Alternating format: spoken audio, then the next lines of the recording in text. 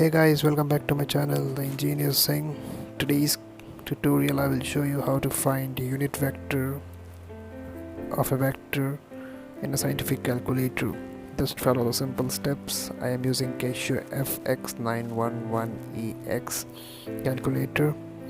So without wasting any further time, let's start the video.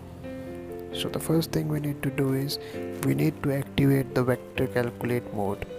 So open the menu and look for vector mode, that is on number 5, hit equal or number 5. Now we need to define the vector. Now first we will define vector A. We will consider it as 3 dimension. Insert the coefficients of I, j and k. I am taking I as 10, j as 15 and k as 25. Similarly you need to define, we are going for a unit vector. Now go to options, scroll down and look for unit vector. Then we need to go to options. Now we need to find unit vector of vector A that has been previously defined. So go to number 3 and your vector will be shown.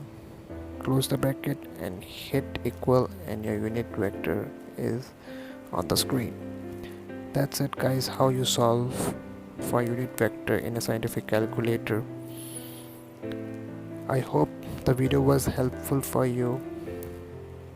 Thanks for watching.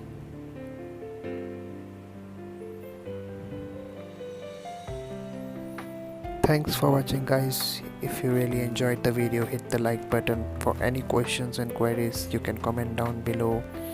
Do subscribe our channel and don't forget to turn on the notification for future updates. Thanks again for watching.